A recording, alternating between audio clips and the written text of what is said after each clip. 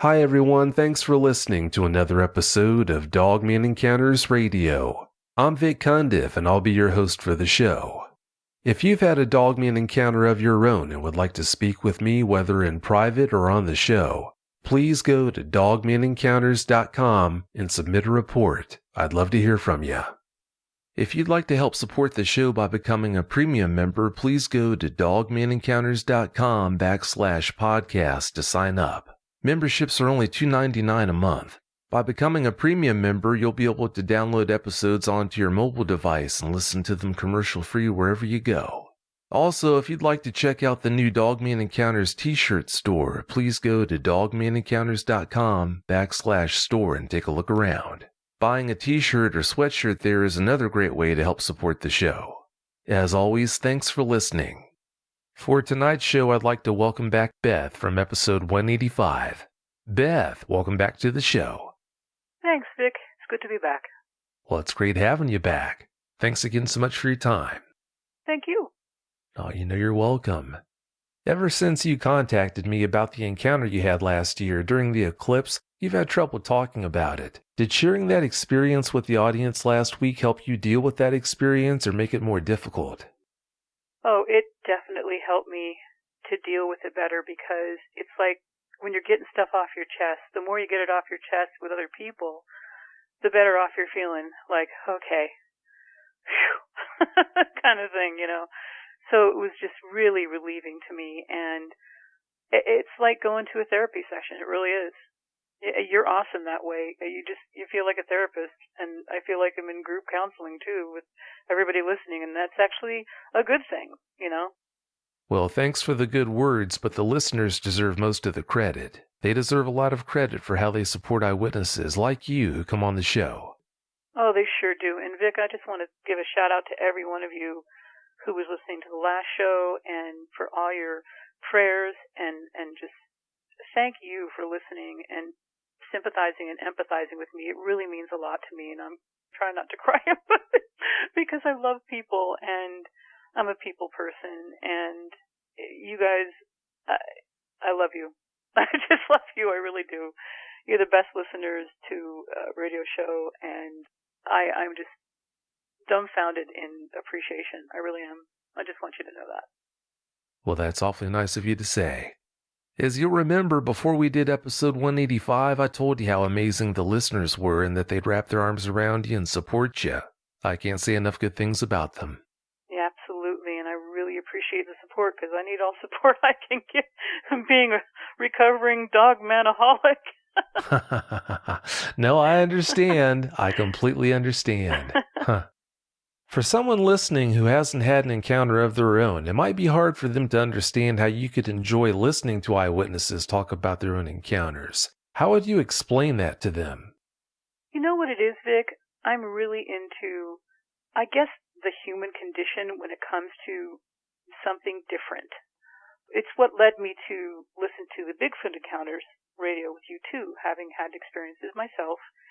And then having had the Dogman experiences, I just had started to listen to the Dogman Encounters going, well, these are interesting.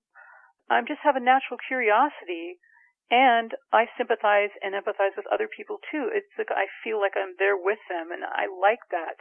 Like I said, I'm a people person, and I'm drawn to that. And it helps me when I'm hearing someone else's experience to know, hey, I'm not alone. I'm not some freaking nutcase. None of us are. We're having these experiences. They are real. This is reality. And that's all there is to it. It's just great and comforting and very therapeutic. And I'm just blown away by what some people have gone through, too. I can't even imagine some of the even worse ones that people have gone through. And I feel really lucky and count my blessings that mine was really a more mild experience, even though it was terrifying to me. And if I put myself into that experience, I feel that terror again over and over again. But I'm really learning to own it and hang on to it, just like any other fear I've had in my life. I'm going to own it. It's not going to own me. No way. And by listening to others, it helps me to help myself and just come to grips, really. It's really enjoying, too, because listening to you is awesome. You are such a great interviewer, And you're so sympathetic and empathetic yourself, and it really makes for a great show because you're there with us and for us, and you ask wonderful questions and very thought-provoking. I love it. I just love it. Well, thanks for the good words, Beth, but I'm just happy to see that doing the show has helped you the way it has. That's just such good news. Oh, yeah. It's great news for me, and I'll listen every show forever. And I'm finally going to be one of your full-time supporters. Yay!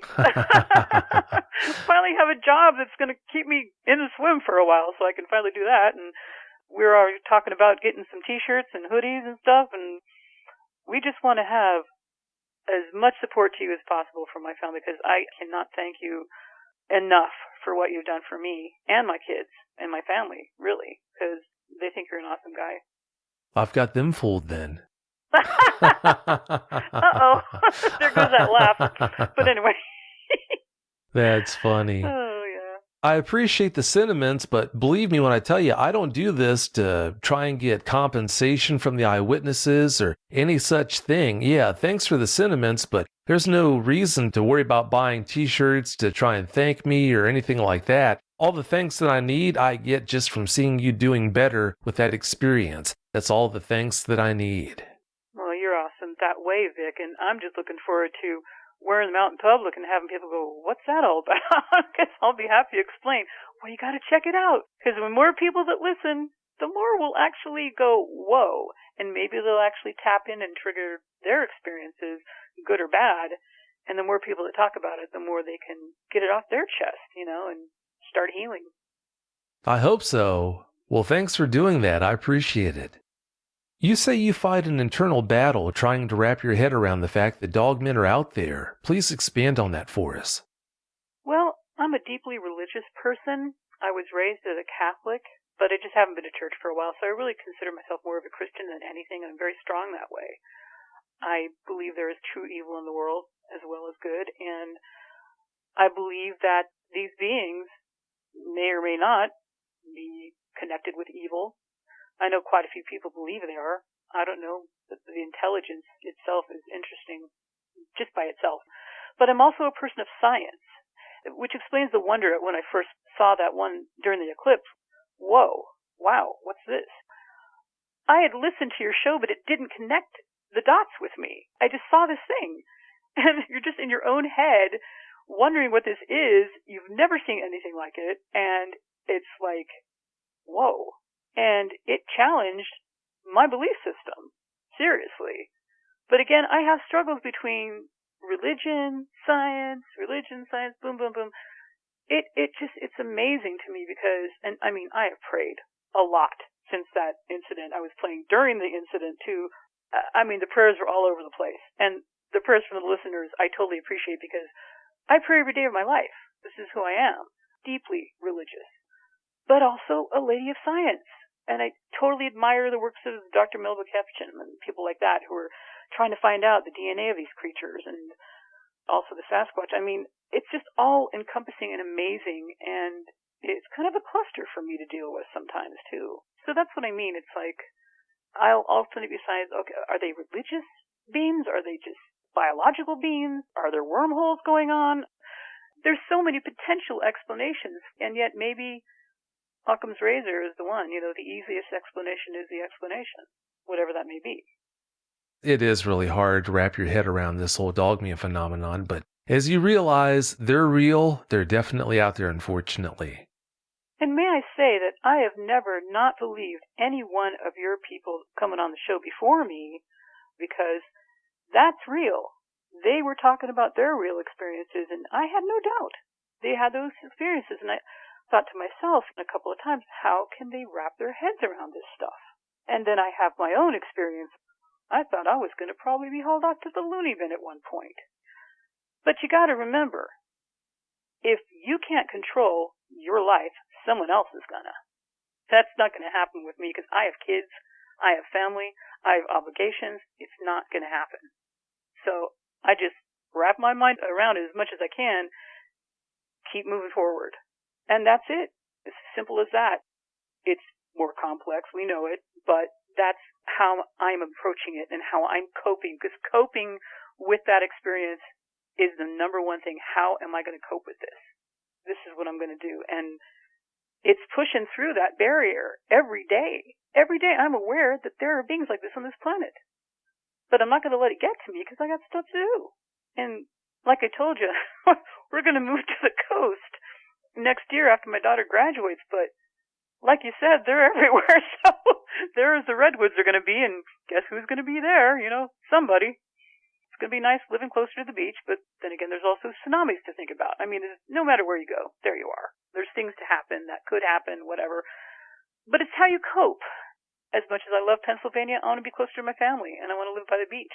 So do my kids. But who knows what's along the coast? That'll be interesting in itself. Yeah, like you just said, you've got no choice but to cope. Life does go on. I'm just glad that you're able to do it. So. Thanks. You saw something strange at a nearby cemetery one time. What can you tell us about that experience? Yeah, we actually live one house away from a cemetery, and it's a big cemetery that has a bunch of hills on it and trails, and it has a big mausoleum at the top. And I like to walk there.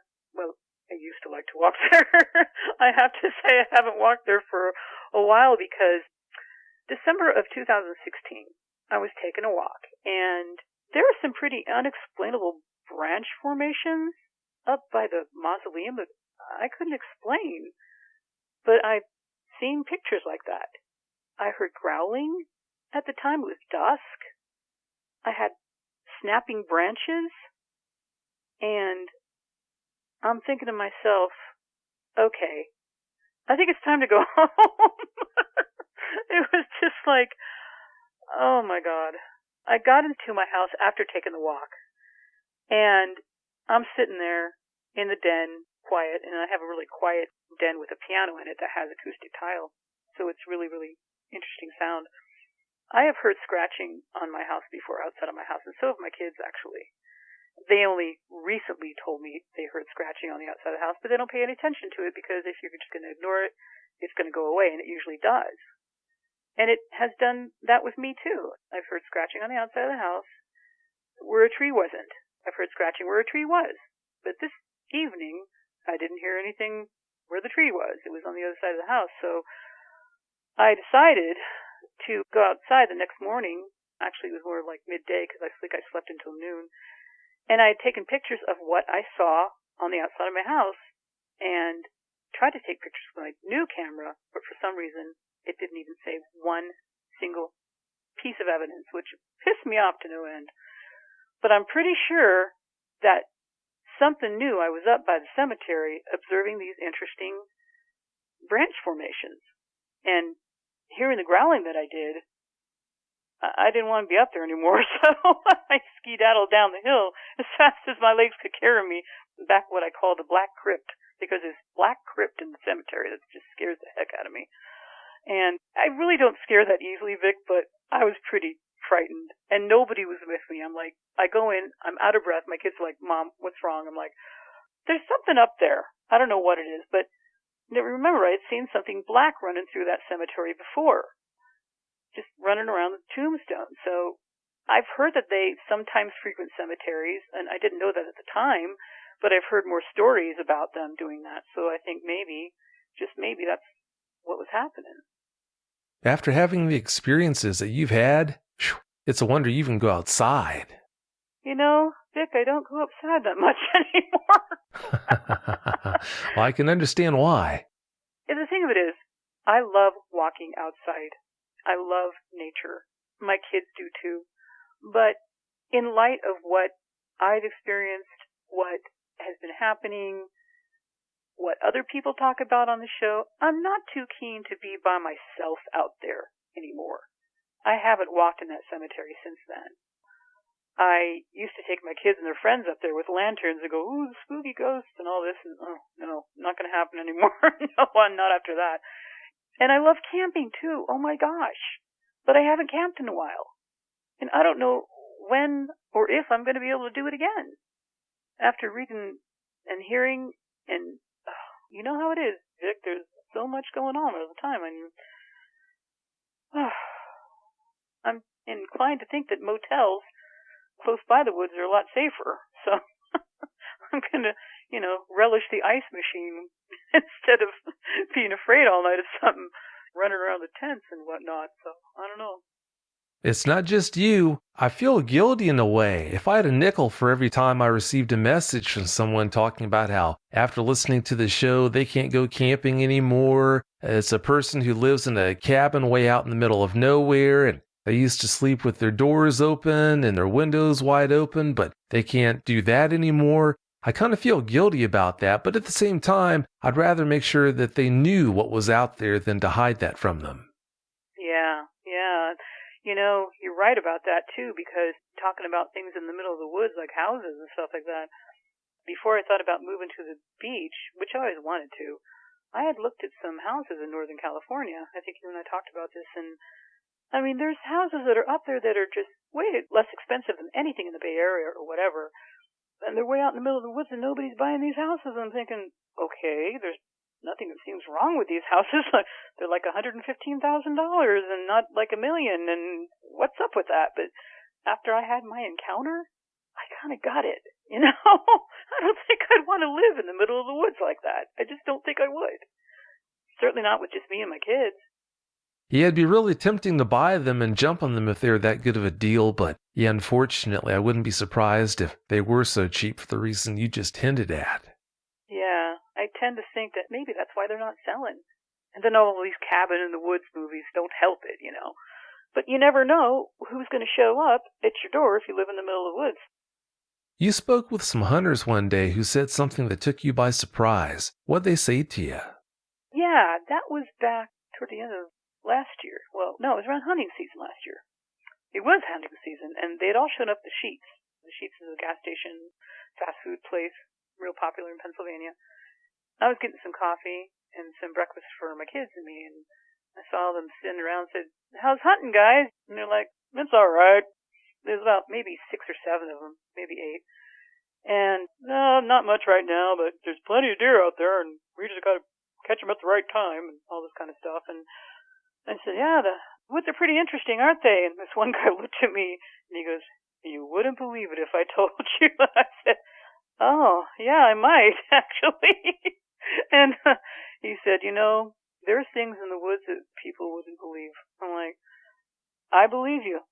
And his friends all looked at him like, "What are you saying, buddy?" And I looked at them and I said, "I believe him. I believe him. There's some very interesting things in the woods, aren't there, guys? You guys have a safe hunting time and, have a good one." They go, "Oh, have a nice one." They're all nice young guys in their 30s, 40s, feel like the big sister. But they all had this look like they knew something's out there. They all stick together for a reason. And this chill ran up my spine about it, too. Especially when that guy, and his wife had come up, too, and said, "What are you saying?" He goes, "Well, I'm just telling her about stuff out in the woods." She goes, "Oh." I told her, I said, "Hey, I believe him. There's some very interesting things in the woods." I remember her specifically coming up to him, "What are you talking to her about?" Like, "What you talking to this little lady about?" "That's what we were talking about." And she goes, "Oh, well, thanks." Like, they must have had something going on at some point. I don't know what, but it looked a little spooked, to be honest. And yet they were out there hunting, because that's what they do. They knew that there was plenty of deer to be caught, I guess, but I don't know. The unfortunate part about that is they probably thought that Sasquatch was the worst thing out there in the woods to worry about. I bet you they might not have even known about Dogmen. Yeah, I was so tempted, Vic, to give my number to the woman and say, "I want to know more," but I didn't know these people from Adam. They're like, "What is this lady coming from?" But it was just an interesting encounter. I just had this feeling that they knew something, and they maybe have experienced things like people have talked about when they're out there hunting in the woods. I don't know. It was kind of an interesting experience.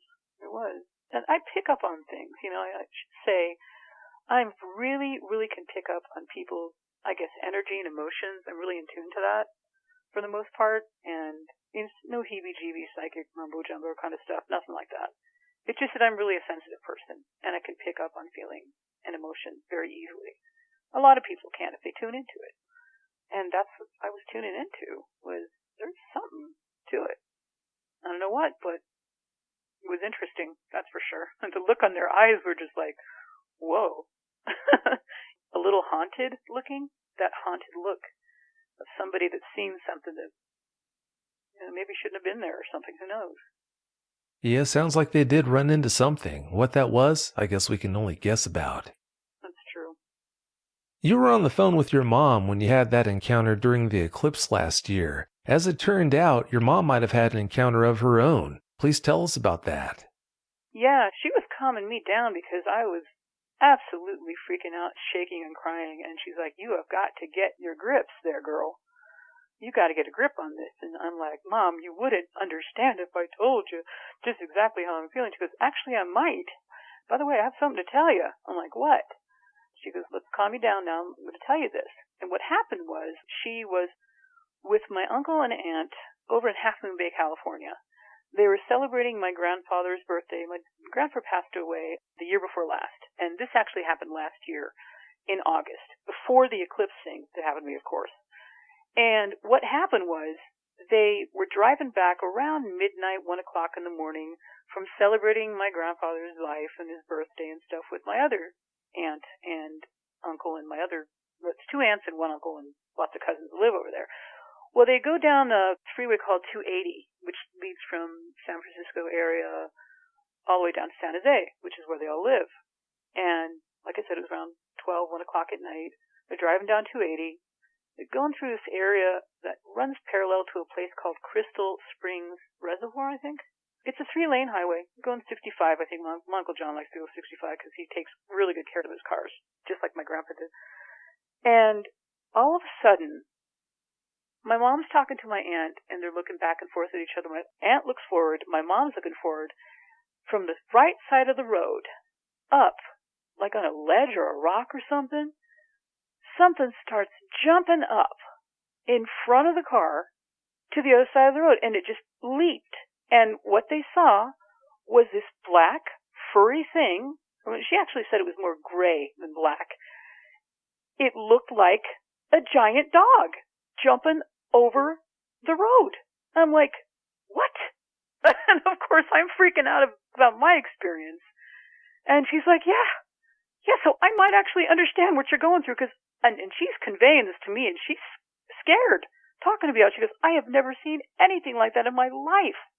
And Nancy, my aunt, was looking at it too, and my Uncle John just said, I don't know, girls, we just got to get home. And he's like Mr. Practical, okay? My Uncle John's like Mr. Practical, very, very straightforward businessman, no holds barred kind of person, very religious, stable person. Not to say that my mom isn't stable, because she's very stable. She was a businesswoman too. She's retired. My Aunt Nancy's a retired school teacher and administrator, and they were just like, what in the world was that? It was huge. Must have been, they think, about 8 to 9 feet tall when it leaped across the road. And they saw a snout, they saw ears, they saw some kind of a tail, but she couldn't remember because it was so fast. But they saw it. And it cleared the car, obviously, before they could hit it. But the fact that it leaped into the air to the other side of the road was just like, whoa, that was not a bear. That was not a deer. What the heck was it? And I said to my mom, actually I talked to her tonight about it because I was verifying what exactly it was and where she saw it, the location, because I thought at first it was the side of the road and it ran across the road. She goes, oh, no. It was some kind of a rocky ledge or something, and it leaped in the air, and we saw it right there as fast as you could, but fast enough to notice what it looked like, at least the defining features. They didn't see any eye shine or anything. They just saw ears, a snout, a tail, this huge furry body, boom. And I was like, what did you think it was? She goes, I honestly didn't know. I said, well, could you describe maybe some adjective besides dog? She said, Lon Chaney? I'm like, Lon Chaney? She goes, yeah, the werewolf guy.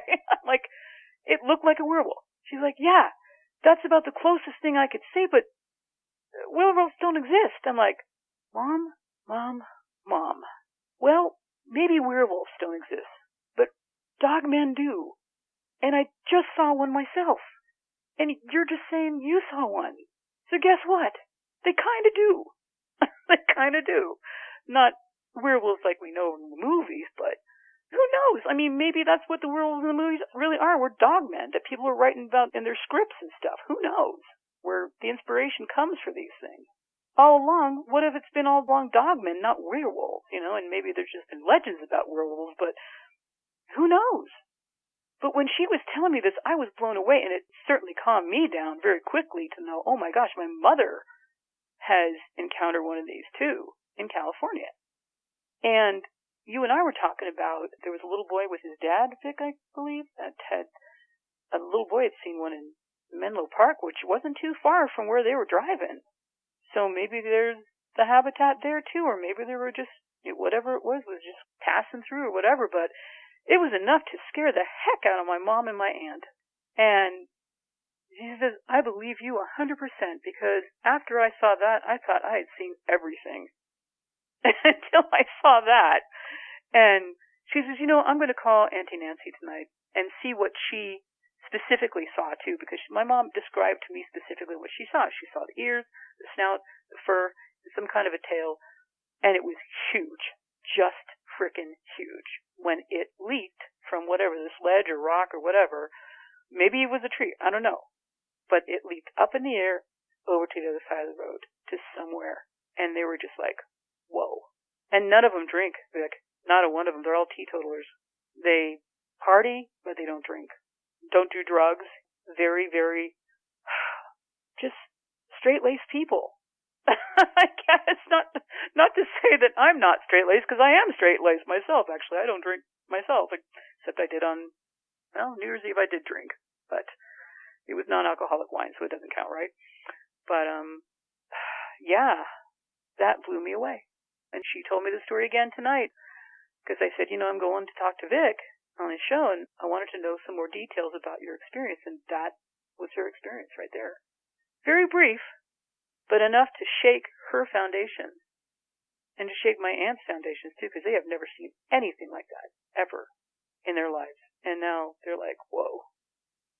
So now you have two other people who are listening to the show.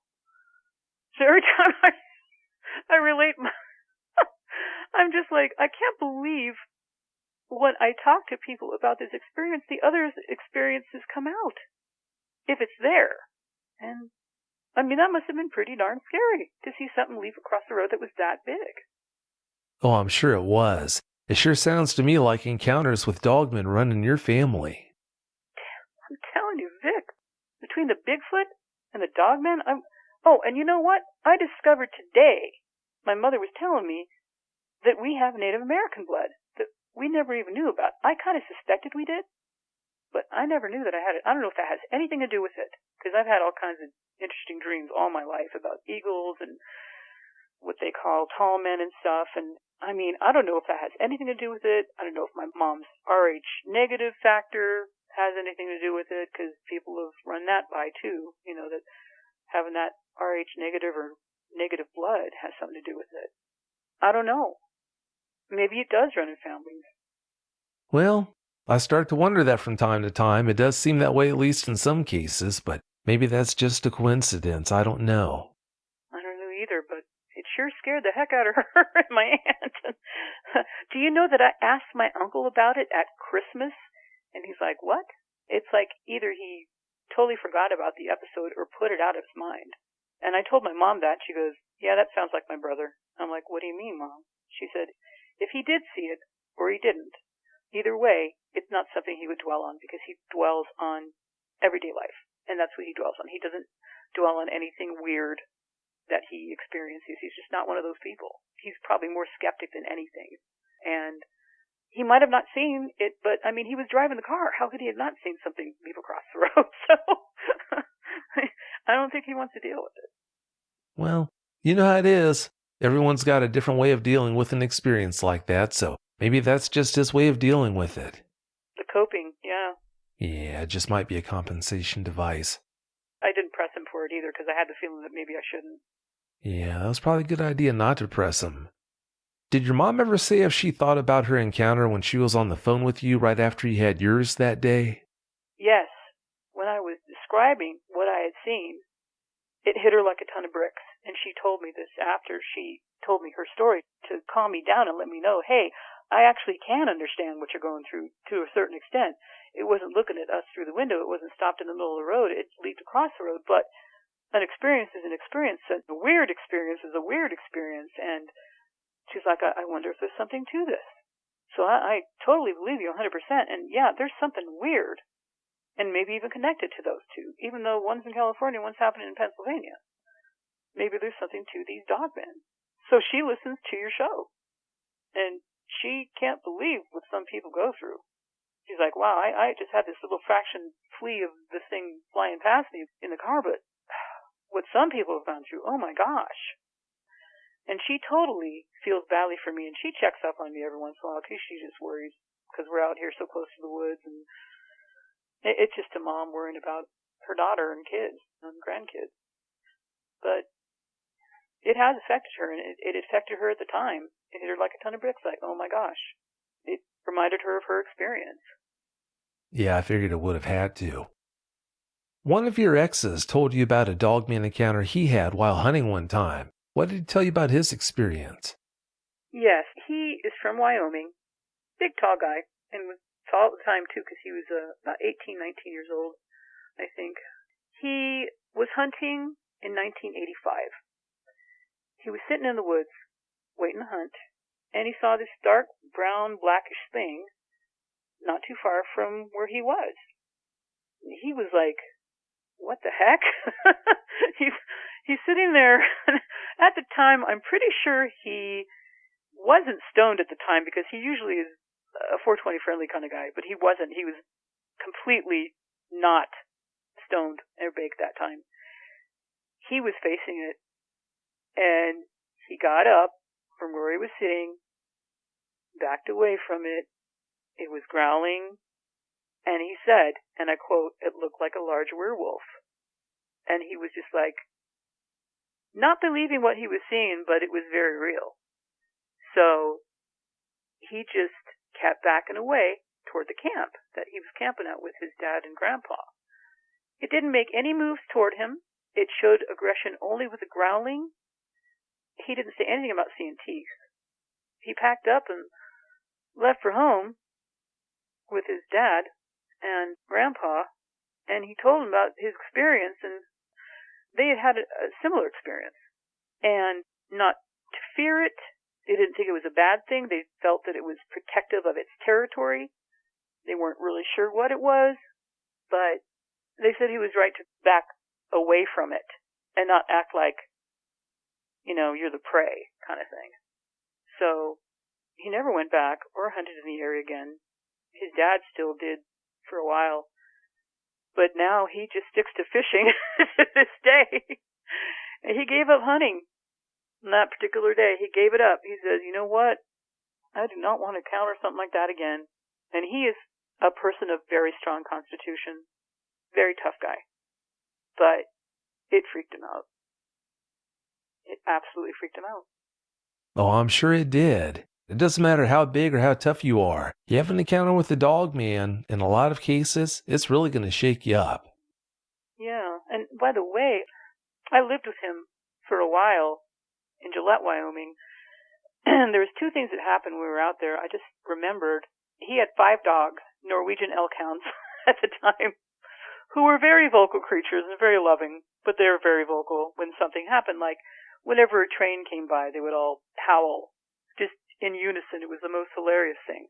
When a thunderstorm would come, they would freak out and bark at the thunder and the lightning, and some of them were so afraid it was just ridiculous. But there was howling that you could hear some nights. And I would ask him, what's that howling out there? He goes, it's just coyotes. And it probably was. Who knows? But the dogs would howl most of the time when they heard the howling, but sometimes they wouldn't. Sometimes they'd just sit real still.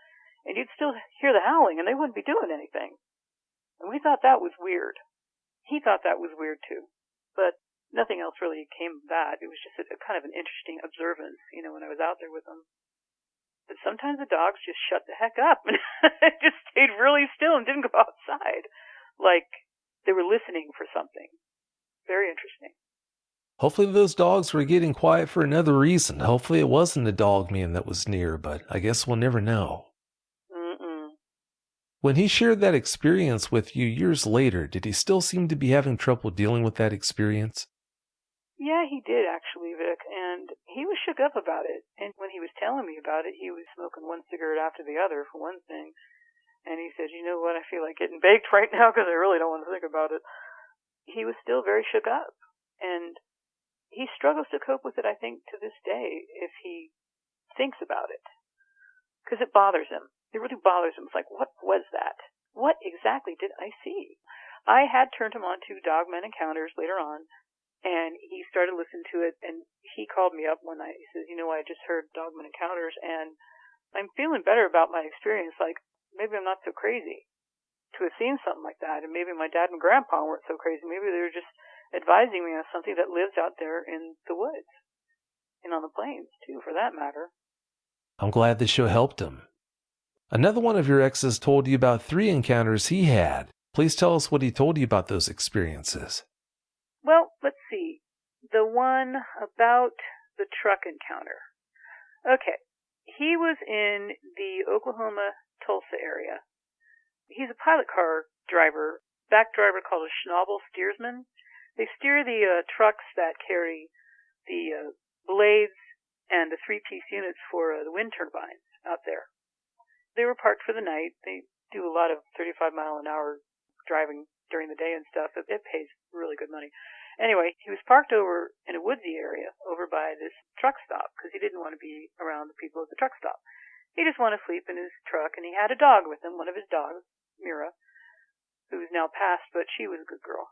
She was just the greatest little companion that he could have had. And one night, well, he went to sleep. It was around maybe 10, 11 o'clock because they were going to get up early. And he was asleep for maybe an hour. And all of a sudden, something was shaking his truck with him and Mira in it. And he thought maybe it was one of his buddies, but the interesting thing that he noted was Mira was not barking. She would normally bark if something did that. You know, somebody shook the truck or whatever. She wasn't barking. And that truck was shaking pretty good. He peeked out of a window, and he could see ears and a snout, like a dog, is what he described it as. And it was walking away once he looked at it, and it looked at him. He didn't notice any eye shine. It was kind of like it was facing toward him, but was walking away really quickly.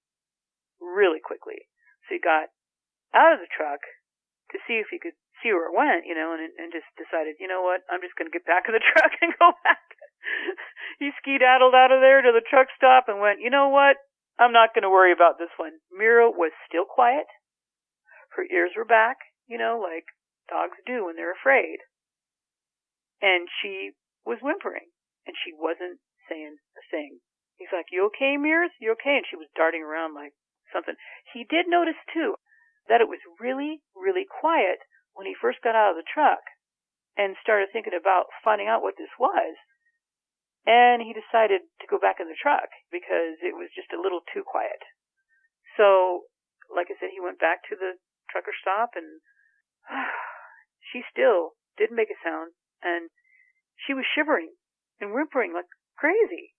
Till they were finally at the truck stop, and he had her come out on her leash, and she kept looking at the area and growling, but she still had her ears back, and she was in that defense mode, and kind of in a, what do you call it, that submissive mode, too, that dogs go into? All of a sudden, she started barking and growling towards the area again, like maybe it had come back. And he's like, okay, let's go back in the truck. We're just going to park over by our buddies on the other side of the truck stop. Because I guess he didn't want her to get hurt by whatever it was out there. So he was like, okay, I don't know what that was, but it kind of looked like that same thing, because this is the same guy, actually, that had seen the one in the woods. I'm sorry, I should have clarified that to you, Vic. Another experience he had was, he was with his first wife in 1990. And they were sitting at a picnic table just off of, it was Highway 5 in California. just about south of Redding. There's some kind of a place you can park over heading down south on Highway 5. And it was like a rest stop. So they decided they were going to sit at a picnic table and have a picnic and just mind their own business. They're trying to have a picnic and they're just kicking back. And all of a sudden, something started rushing at them. Something that was huge, black, and had teeth. They knew this because it was a split second. When they saw this, they got up, booked it out of there as fast as they could. And, I mean, they were running like heck. And he said he felt, and she concurs this too, a really strong evil vibe. It was huge, black, and had teeth. And he says it wasn't a Bigfoot because it didn't look like a Bigfoot. When that split second that he saw it, he did see ears on the top of the head. I can't say that he saw a snout, but he didn't really linger too long to see a snout.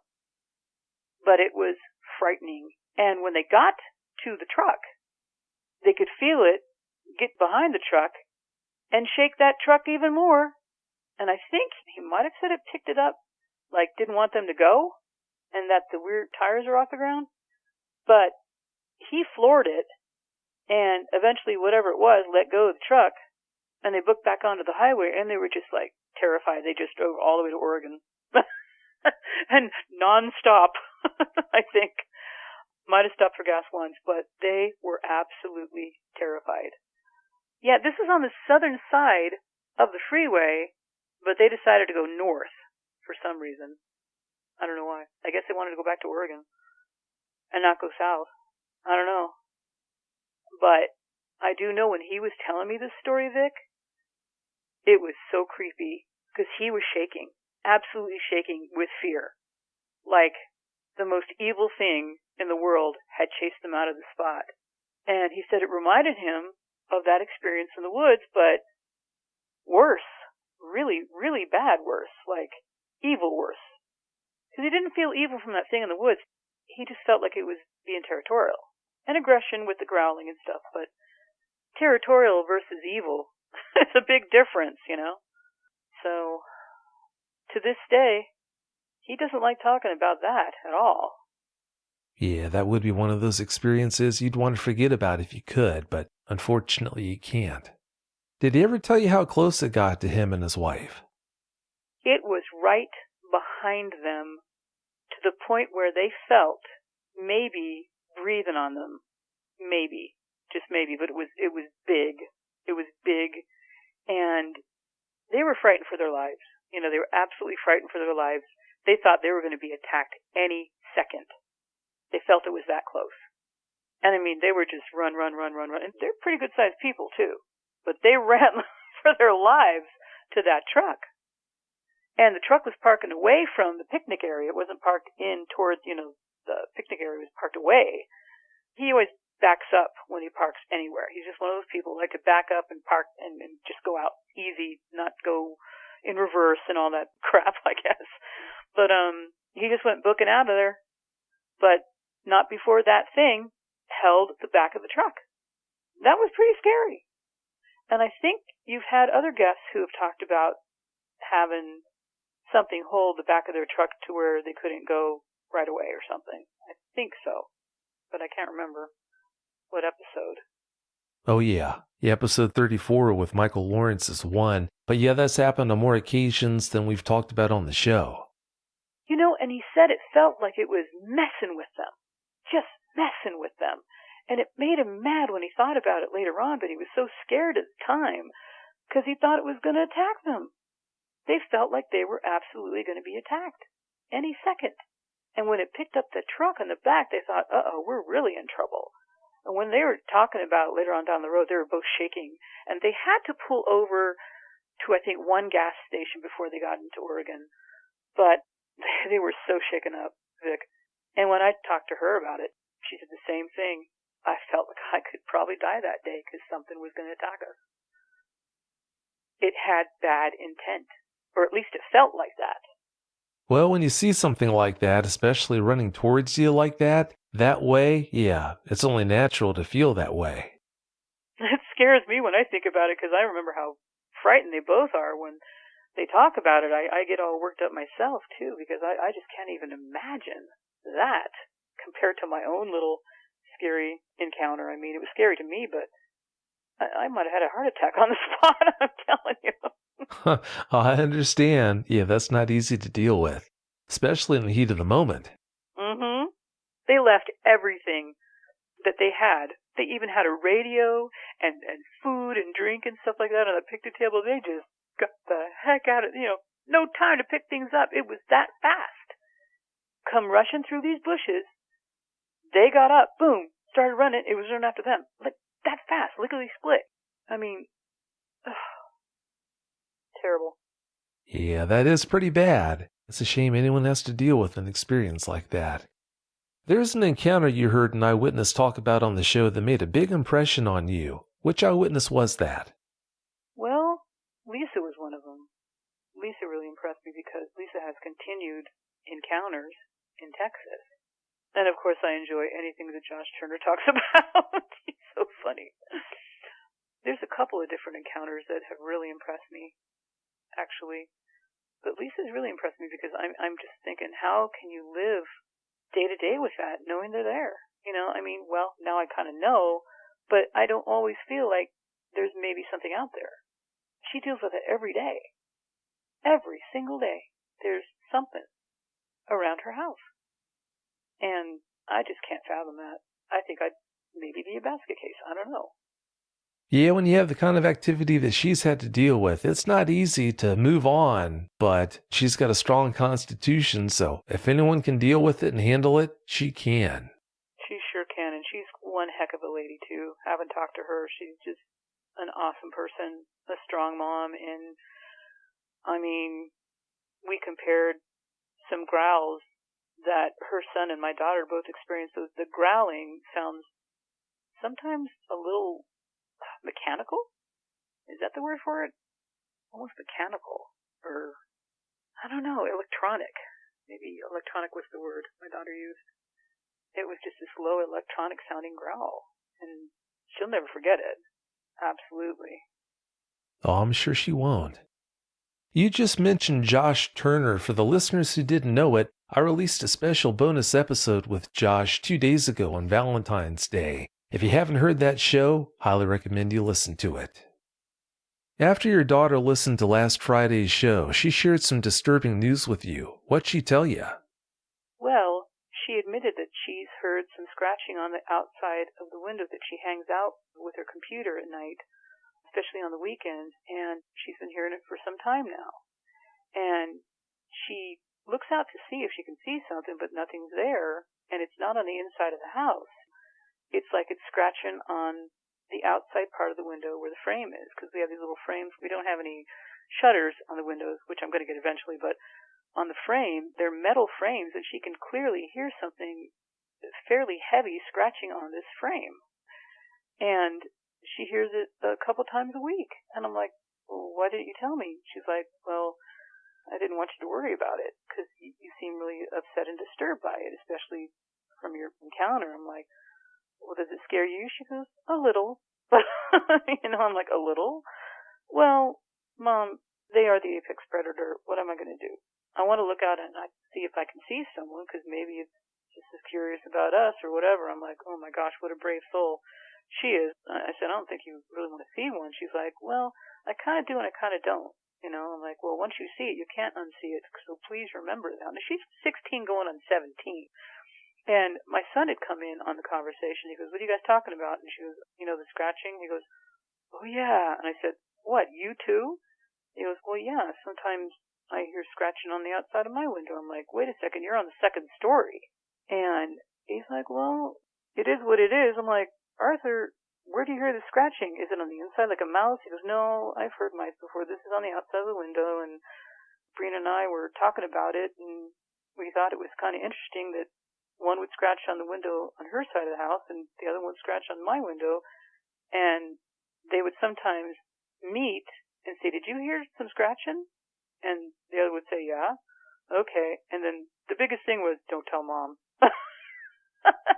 Because they didn't want to freak me out. But when they were listening to me, and they were upset, hearing me upset, because they remember how upset I was when I showed up that day. And those poor kids were trying to calm me down.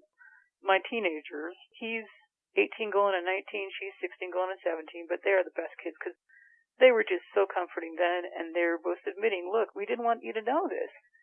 And they said, do you hear any scratching, Mom? I'm like, I do hear scratching, but I don't hear a lot of it because I have earplugs. To tell you the truth, Vic, I started wearing earplugs, so I did hear some scratching, not outside my bedroom window, but it was outside of my dining room window when I was working late one night on a project. And there's no trees there either.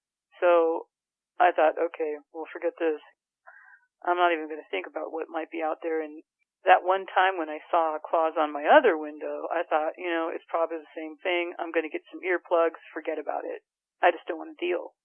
And when I've had my earplugs in, I might add, sometimes I hear bump in the middle of the night, and my son will come running and saying, what was that? And it's not the house settling, because you know what a house sounds like when it's settling, whether it's expanding or contracting, that sort of thing. It'll feel like something runs into the house. And it just shakes us up, and we're like, okay. And we just go back to what we're doing, and we just don't investigate. We're at the point where we're just not in the mood to investigate, because we don't know what it is, who knows. But several times within a month, something will go boom right against the house. And sometimes I hear it right behind my bed where our shed is, and it almost sounds like something's bumping into the shed. I'm like, what the heck would try to bump into the shed? Maybe it's a deer. Who knows? But why would deer run into a shed? I don't think humans would do that. Who knows? Maybe somebody's trying to break into my shed. But it's been at different locations in the house, and just like, boom, and shakes the house. So this was a revelation for these two telling me about the scratching on the outside. And I said, next time you hear scratching, I want to see if maybe we can find out if there's scratches on the outside of the windows. Now, I haven't gone to look at the windows to see if there's any scratches because, to tell you the truth, it's still also new to me. And I can sit here and tell you I'm a scientific-minded person until I'm blue in the face, but I'm also very deeply religious, and I've got to keep coping. Still, from August. There'll be a time when I can probably look at scratches on windows and stuff like that, but I don't really feel like we're under attack or anything. Either do my kids. They just think that maybe something's having fun with us, kind of thing. Like messing with us, like my ex said. I don't know. We never had this kind of activity before my encounter. I will tell you that. Nothing like that. You know, it's a bad situation when the easiest answer to deal with is, oh, it's just somebody trying to break into the shed. Mm-hmm. Yeah, that's not a good situation, but as you know, Beth, if they wanted to get you, think about all the times where you've been outside where they could have come and gotten you if they wanted to. So, thank goodness that clearly is not what's on their mind. No, I think if anything, if it's not a human who's doing that, then it's a being who's just messing around. I mean, I've heard people have Bigfoot encounters like that too, so who knows if it isn't Bigfoot, because both of them are in the area. And I didn't know that when I moved here, believe me. But I thanked my kids for telling me, and I said, look, you guys shouldn't be afraid of telling me anything. I'm your parent, you shouldn't be afraid. And they're like, yeah, but after you freaked out after your episode, we were afraid to tell you anything and make you even more upset about it, Mom. I'm like, well, I appreciate it. You guys are the best kids, man. I love you, but please, if anything else happens, let's write stuff down. Let's keep a little book. So we're going to start keeping a book of any things that go bump in the night, so to speak, and any scratching and stuff, and what time and what day. And we're just going to keep a little diary, just a scientific notebook, if you will, of things that happen, and compare notes, maybe every couple weeks or month or so, I don't know, just to keep track of what's going on. They were telling me that maybe just get in a composition book, and we'll call it the Book of Deeds. Yeah, sounds like as good of a name as any other to me for that book. Sounds like they're really good kids. That was awfully nice of them to be so concerned, but yeah, I don't blame you wanting to know about anything like that was going on. Oh my gosh, I was like, wouldn't want to tell me. I was getting mad at first, but I thought, wait a second, these are my kids. They do things from the heart. I am not going to get mad at them for withholding because they're telling me right now. What's the point of getting mad at stuff in the past? They moved past it and they finally could tell me after they heard the episode, and they wanted me to know. So I'm like, okay, let's do a little group thing here and maybe keep track. So there you have it. Yeah, that is all still pretty disturbing, though. I understand. A friend of yours had an encounter when he was 9. What can you tell us about his experience? Well, he is a very good friend of mine. He's 13 years older than me. He has been through a lot in his life. Vietnam vet, part of the A-Team, Special Forces guy, really solid person. But when he was 9, he lived in Taylor, Michigan. And when he was sleeping one night, it was about 2, 3 o'clock in the morning, and he was thirsty, little guy. Went walking down the stairs. There was a second stair landing down from his room, and there was a window on the second stair landing. I guess second floor landing, whatever you call it. Anyway, the second landing, because I think there were 3 landings. It was like a 3-story house, big place, big family, very devoutly religious. He went to the kitchen to get some water, and got his water, and then started walking up the stairs, and the window on that second landing was open slightly, had a screen on it, and he happened to look toward where the air was coming in, I guess maybe to feel the breeze, who knows, and he saw this face, and this face, he said, in his little boy's mind, looked like a demon. I'm like, a demon? What do you mean by a demon? He goes, well, the first thing I noticed about it was it had some ears on it, on the top of its head, kind of like a dog. And it was furry. It looked like it had a lot of fur on it. It was black, pitch black. And it had these swirling eyes. I'm like, what do you mean by swirling eyes? They were just like glowing and swirling. And it had teeth, like it was smiling at me, but I don't think it was smiling. And he didn't say anything about the big bad wolf or anything like that. He was so scared that he couldn't move for a couple of seconds, and he heard it scratching on the outside of the window. And I think on the bottom of the window, too. Well, he just heard scratching, period. But he finally came out of it. He was almost like mesmerized, I guess, by it, but he felt it was a demon. He better tell his mama real quick that there's a demon at the window. So he goes running up the stairs and down the hall where his parents' bedroom are, and his dad had been away that evening, but his mom was there. So he got his mom up. He said, Mom, there's a demon at the window. Mom, there's a demon at the window. She's like, what? Oh, Willie, what are you talking about? His name was Willie. And, well, they looked at the window and there's nothing there. And it was open. And she goes, oh, Willie, you probably just had a bad dream. He goes, no, I just went down to get some water, Mom, and I saw this thing at the window and this demon. It scared me. We've got to talk to Jesus and all this stuff. And she's like, it's okay. We'll go see what might have happened in the morning, because she thought that was kind of strange, because he told her it was clawing at the window, was trying to get in. He thought it was trying to get into him. That's what his impression was. And kids, I don't know, they're pretty honest when they have impressions, But the window was not open fully. It was open like halfway. But the breeze was coming in. So she closed down the window and locked it. And she said, let's go to bed, Willie. We'll check it out in the morning. So in the morning, they had breakfast. And after breakfast, she quietly got the ladder and went to look and investigate. Sure enough, there were claw marks on the outside of the window on the siding of the house. And there were claw marks on the window sill. Furthermore, there were 4 holes where some claws had stuck into the window screen. And he said, my mom came down from the stairs, and she said, we got to get the preacher. We got to get the preacher. He says, what? He goes, I think you might have seen a demon, because there's claws. There was claw scratchings and claw marks, and we got to say blessings over the house, because that's the only thing she could think of that had been going on. Maybe there was a demon there. And this is like, the second landing of the house, and oh my gosh. She told her husband when he came back, I think he might have been on a hunting trip, I'm not sure. They got the preacher, they blessed the house.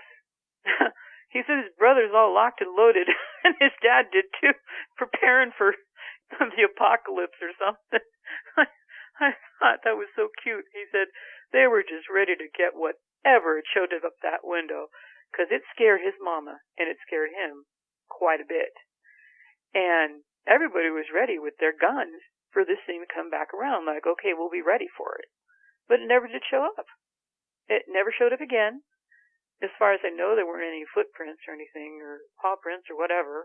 It was, I believe, late summer, early fall, so it was pretty hot at the time.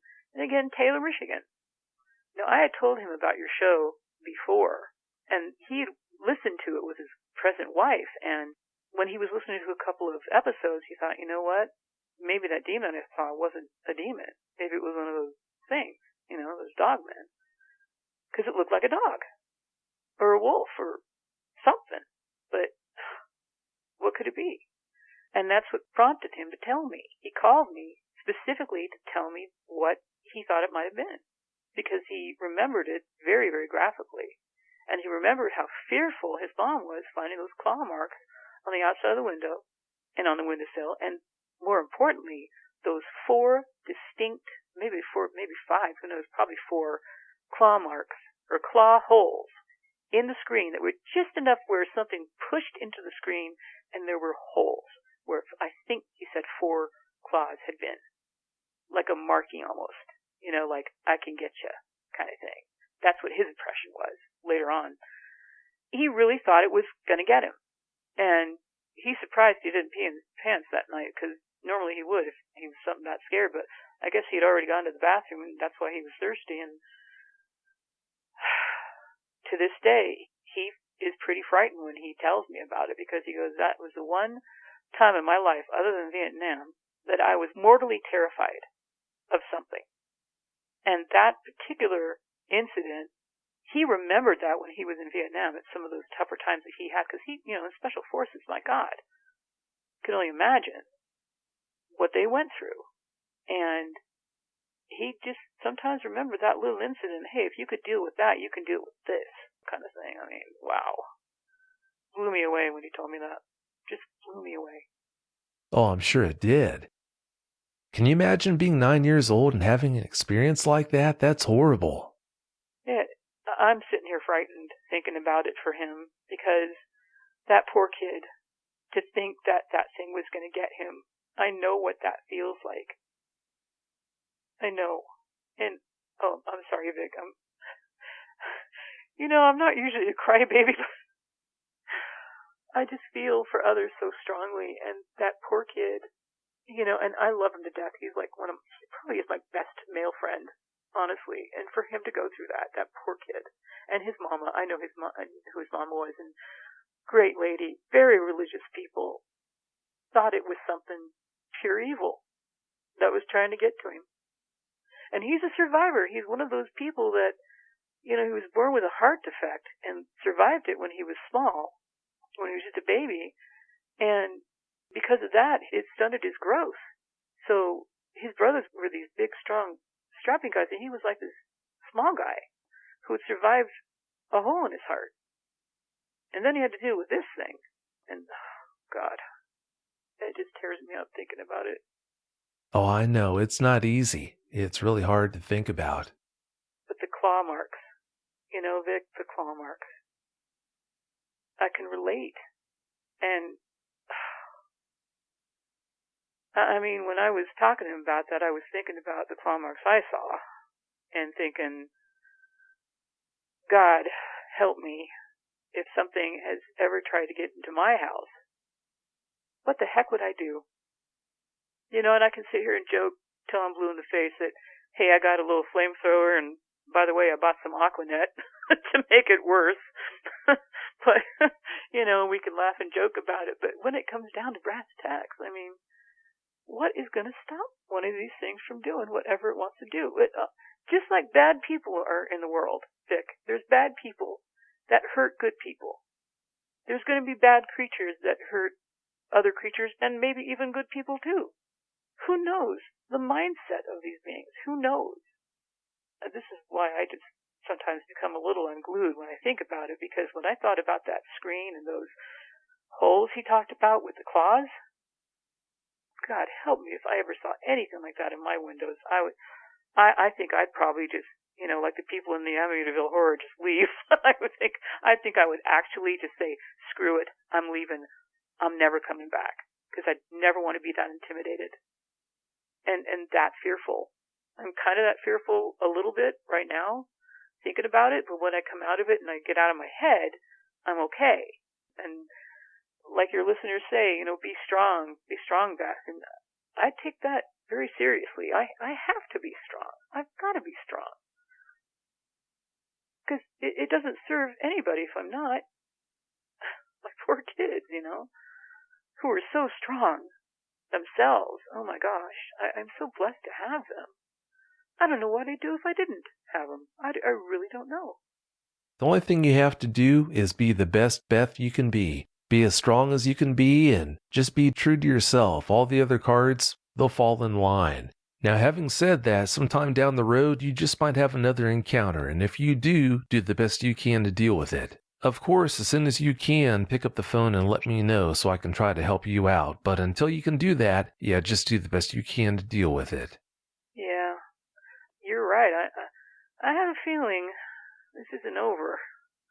I just have a sinking feeling that I'm going to experience more going through life, maybe, with these beings. I don't know. I just pray it's going to be just them showing aggression and, like, maybe feeling that they're keeping me in my place in the food chain kind of thing, which is fine with me. I'll be a scared little kid and save my life and the life of my kids if I have to. That's what I'm going to do.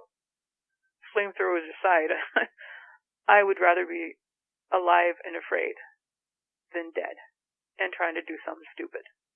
I understand. Don't lose sight of the fact if something else does happen, I'll be here. Please do let me know. Oh, I promise you, Vic, if it comes down to it and there's anything that's weird going on, I've got you on speed dial.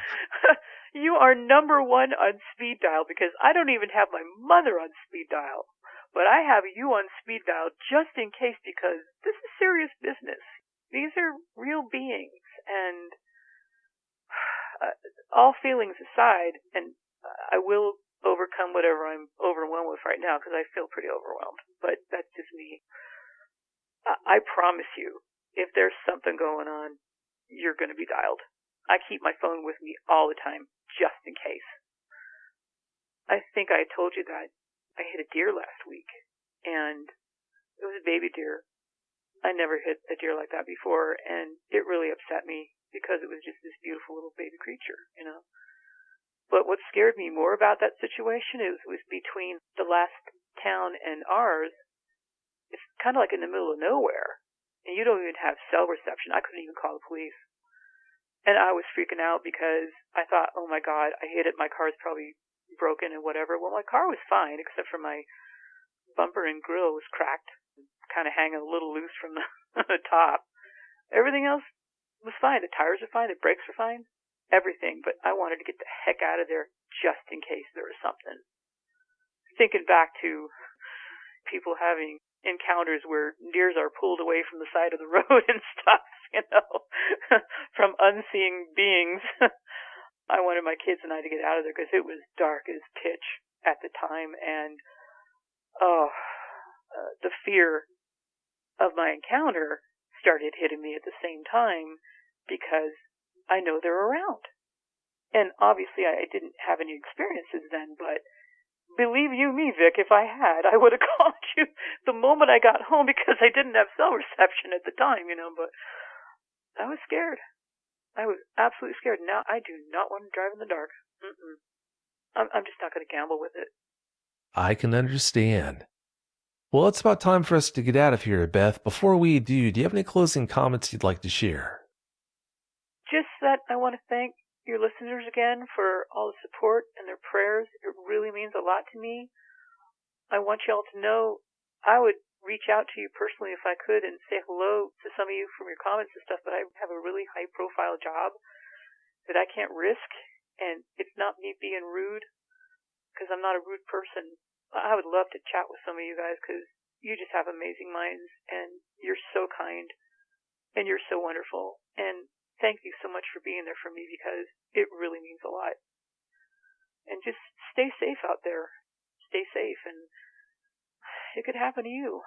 So just be prepared for anything, but stay safe. And my prayers are with you all, too. And thank you. Oh, you're welcome. Well, Beth, I can't thank you enough for coming back on the show again and sharing those experiences with us. I really do appreciate it. Thanks again so much. Have a great night. Thank you so much, Vic. It really means a lot. You have a great night, too. Bye-bye. Bye. If you've had a Dogman encounter of your own and would like to speak with me, whether in private or on the show, please go to dogmenencounters.com and submit a report. I'd love to hear from you.